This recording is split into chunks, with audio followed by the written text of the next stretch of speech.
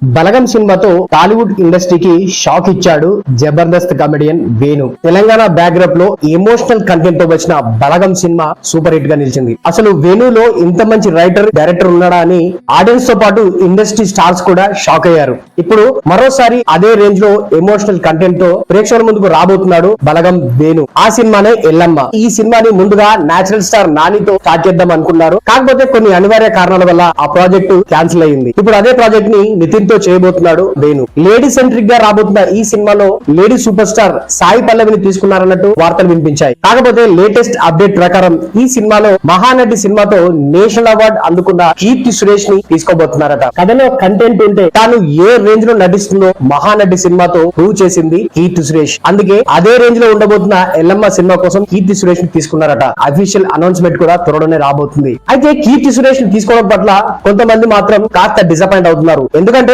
నితిన్ కీర్తి సురేష్ కాంబోలో ఇప్పటికే రంగదే అనే సినిమా వచ్చింది. ఈ సినిమా డిజాస్టర్ గా నిలిచింది. సో అలాంటి సెంటిమెంట్ ఈ సినిమా కూడా కంటిన్యూ అవుతుందా? ఒక ఫ్లాప్ పేర్ ని ఎల్లమ్మ సినిమా కోసం తీసుకోవడం ఏంటా అని ఆడియన్స్ కాస్త డిసప్పాయింట్ అవుతున్నారు. అదొకటే కాదు, కీర్తి సురేష్ ఈ మధ్యలో నటించిన అన్ని సినిమాలు ఫ్లాప్ అవుతూ వస్తున్నాయి. మరోపక్క నితిన్ కి కూడా భీష్మ సినిమా తర్వాత సరైన హిట్ లేదు. సో కీర్తి సురేష్ కి నితిన్ కి ఇప్పుడు అర్జెంట్ గా ఒక బ్లాక్ బస్టర్ హిట్ కావాలి. అది ఎల్లమ్మతోనే వర్కౌట్ అవుతుందంటూ ఇద్దరు నమ్మినట్టుగా కనిపిస్తుంది. మరి ఇన్ని ప్రత్యేకతల మధ్యలో, ఇన్ని ఫ్లాప్ కాంబినేషన్ల మధ్యలో వస్తున్న మోస్ట్ ప్రెస్టీజియస్ ప్రాజెక్ట్ ఎల్లమ్మ ఎలాంటి రిజల్ట్ ని సాధిస్తుంది, ఎంత స్పెషల్ గా మారబోతుందో తెలియాలంటే మరికొన్ని రోజులు ఆగాల్సింది. మరి ఎల్లమ్మ సినిమా కోసం హీరోయిన్ గా కీర్తి సురేష్ ని తీసుకోవడంపై మీ ఒపీనియన్ ఏంటి అనేది కింద కామెంట్ చేయండి. ఇలాంటి మరిన్ని అప్డేట్స్ కోసం మన సినిమా టాక్స్ యూట్యూబ్ ఛానల్ ని సబ్స్క్రైబ్ చేయండి.